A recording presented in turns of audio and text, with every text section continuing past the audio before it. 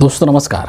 One nation one election को लेकर के एक बार फिर से हिंदुस्तान की राजनीति में चर्चा तेज हो चुका है और इसका कारण ये है कि भारत सरकार की जो सूचना और प्रसारण मंत्री है अश्विनी वैष्णव, उन्होंने एक जानकारी दी, एक सूचना दी कि जो कैबिनेट है, केंद्र सरकार के जो कैबिनेट है, उसने इसके सिफारिशों को मान लिया है और आने वाला जो संसद का काल होगा, शीतकाल होगा, उस दौरान हो सकता है कि लोकसभा के अंदर ये जो बिल है वन नेशन वन इलेक्शन का, उसको पेश किया जा सकता है।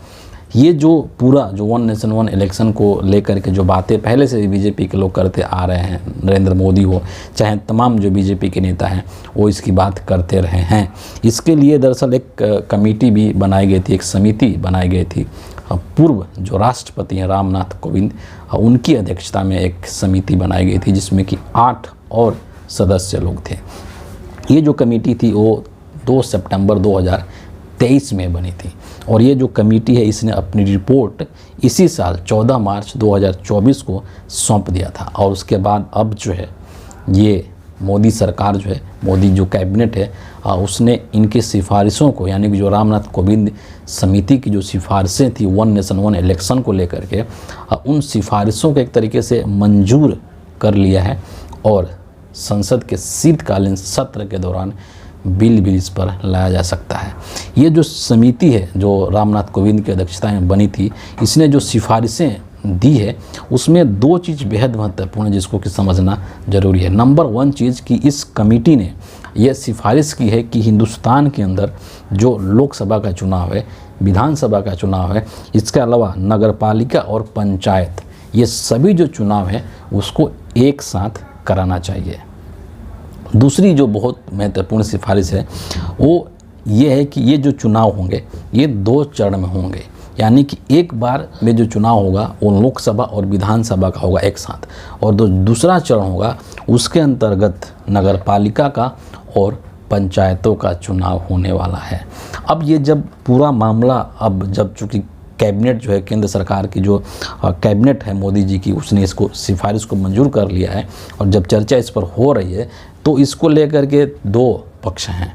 एक सरकार का पक्ष है, यानी कि वैसे लोग जो कि वन नेशन वन इलेक्शन को सही, जायज़ और उचित बता रहे हैं, और ये जो लोग हैं यानी कि जो इस बिल के पक्ष में हैं, उनका 2 बेसिक और महत्वपूर्ण तर्क है, लॉजिक है इस बिल के पीछे। पहला चीज़ ये है कि उनका ये मानना है कि जो चुनावी खर्चा है ना, हिंदुस्तान के राजनीति के अंदर चुनाव जब होते हैं तो उसमें बहुत खर्चा होता है, तो उनका ये कहना है कि चुनाव का जो खर्चा है वो कम होगा और उसका जो बोझ है वो फाइनली तो जनता पड़ता है, तो उससे जनता को निजात प्राप्त होगा। और दूसरा जो उनका महत्वपूर्ण कहना है, तर्क है कि जो हिंदुस्तान में जो बार बार चुनाव होते हैं, आपको पता है कि हिंदुस्तान हमारा कितना बड़ा देश है कि कभी कभी किसी न किसी राज्य के अंदर या कोई स्थानीय निकाय का चुनाव होता ही रहता है ना। तो जो ये बार बार चुनाव हो रहा है, इससे भी इस देश को छुटकारा मिलेगा। ये 2 महत्वपूर्ण तर्क है मोदी सरकार का या फिर उन तमाम लोगों का जो कि इस बिल के या इस समिति के रिपोर्ट के सिफारिश के पक्ष में हैं। लेकिन इसके पक्ष में जो तर्क दिया जा रहा है, इसके समर्थकों के द्वारा जो तर्क दिया जा रहा है, उससे कहीं ज़्यादा वज़नदार, कहीं ज़्यादा महत्वपूर्ण जो तर्क है इसके विरोधियों का है, और उसमें बहुत सारी 5-6 पॉइंट्स यहाँ पर मैंने उसको हाईलाइट किया है जो कि इसके विरोध में कहा जा रहा है और वो काफ़ी हद तक सही ठहरता है। सबसे जो पहली चीज़ ये है कि ये जो वन नेशन वन इलेक्शन का जो विचार है, ये संविधान के मूल संरचना के विरुद्ध जाता है, यानी कि मूल संरचना का उल्लंघन करता है। दूसरा कि ये अनडेमोक्रेटिक है, इसको अलोकतांत्रिक कहा जा रहा है।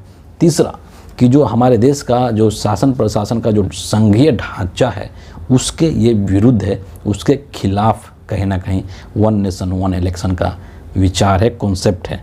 तीसरा कि जो क्षेत्रीय दल हैं, जो हिंदुस्तान में बहुत सारे ऐसे क्षेत्रीय दल हैं, रीजनल पार्टीज़ हैं जिनका कि अपने अपने राज्य में काफ़ी वर्चस्व है, तो इसके माध्यम से यानी कि वन नेशन वन इलेक्शन के माध्यम से क्षेत्रीय पार्टियों के अस्तित्व पर खतरा एक तरीके से आ जाएगा।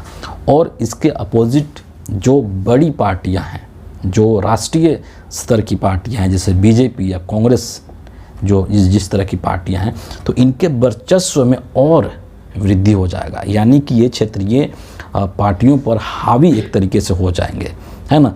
और आखिरी चीज़ जो इसमें है कि ये व्यवस्था जो है वन नेशन वन इलेक्शन का जो कॉन्सेप्ट है, ये जो व्यवस्था है वो हिंदुस्तान को एक तरीके से राष्ट्रपति शासन की ओर अग्रसर करेगा।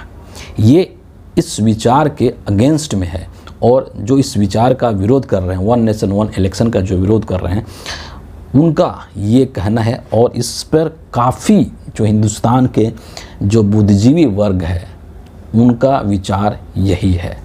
तो एक तरीके से ये जो बिल है, बिल नहीं कहेंगे, ये जो सिफारिश है, बिल तो अभी आना है बाकी है, तो ये जो सिफारिश है इसके विरोध में हिंदुस्तान की एक बड़ी जनता है।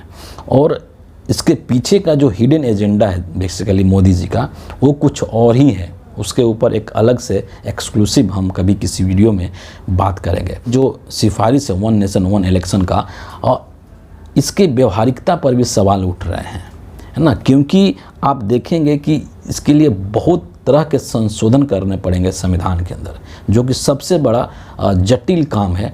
और उन संशोधनों को करा पाना नरेंद्र मोदी के लिए अभी संभव नहीं है, क्योंकि नरेंद्र मोदी जो हैं वो एक अल्पमत की सरकार चला रहे हैं। लोकसभा के अंदर वो उनके पास 240 की संख्या है, और जो इनके घटक दल हैं एनडीए के, जेडीयू के लोग या टीडीपी के लोग, ये तमाम जो लोग हैं वो इस वन नेशन वन इलेक्शन के पक्ष में एक तरीके से है नहीं। आपको याद होगा जिस तरीके से वक्फ बोर्ड पर मामला जब लोकसभा के अंदर आया था, तो किस तरीके से उसको लेकर के मोदी जी को जेपीसी बनाना पड़ा, उस मांग को मजबूरन मोदी जी को एक्सेप्ट करना पड़ा था। तो अगर ये बिल, सिफारिश तो आ गया, मोदी की कैबिनेट ने इसको मंजूर भी कर लिया, लेकिन शीतकालीन सत्र के दौरान जब इसको पेश किया जाएगा इस बिल को मोदी सरकार के द्वारा, तो वहाँ पर जो नरेंद्र मोदी की सरकार है वो उलझ जाएगी, वो फंस जाएगी। और ये भी हो सकता है कि इसको लेकर के जेपीसी बनाने की मांग हो जाए और नरेंद्र मोदी को मजबूरन उस पर जेपीसी बैठाना पड़ जाएगा। मतलब क्या है? मतलब ये है कि व्यवहारिकता में ये जो वन नेशन वन इलेक्शन का जो बात है वो पूरा होता हुआ दिखाई नहीं देता है। और सबसे जो बड़ी चीज़ है ना, जब व्यवहारिकता की हम बात कर रहे हैं तो यहाँ पर ये भी समझना ज़रूरी है कि जो Narendra Modi one nation one election का राग आलापते आ रहे हैं पिछले काफ़ी समय से, जब चुनाव का वक्त आता है तो यही इसी से पीछे हट जाते हैं। आपको याद होगा कि 15 अगस्त को ही लाल किले के प्राचीर से नरेंद्र मोदी ने वन नेशन वन इलेक्शन की बात की थी, और 16 अगस्त को ही जब इस देश के 4 राज्यों में चुनाव की तारीखों का घोषणा होना था, ऐलान होना था, तो चुनाव आयोग ने सिर्फ और सिर्फ 2 राज्यों के चुनाव की तारीखों का घोषणा किया, और महाराष्ट्र को छोड़ दिया, झारखंड को छोड़ दिया। तो उस वक्त भी लोग इस चीज़ को लेकर के व्यंग कर रहे थे, कटाक्ष कर रहे थे कि जो प्रधानमंत्री, जो इलेक्शन कमीशन एक साथ 4 राज्यों में चुनाव नहीं करा पा रहा है, वो पूरे देश में चुनाव कैसे करा लेगा? सोचिए, आप नीतीश कुमार को याद कीजिए कि नीतीश कुमार बिहार विधानसभा को समय से पहले भंग करा करके और लोकसभा चुनाव 2024 के साथ बिहार का चुनाव कराना चाहते थे, लेकिन नरेंद्र मोदी उस चीज़ के लिए तैयार नहीं हुए। क्यों नहीं हुए? क्योंकि नरेंद्र मोदी के दिमाग में कहीं ना कहीं ये चीज़ थी कि इससे राजनीतिक रूप में बीजेपी को नुकसान होगा।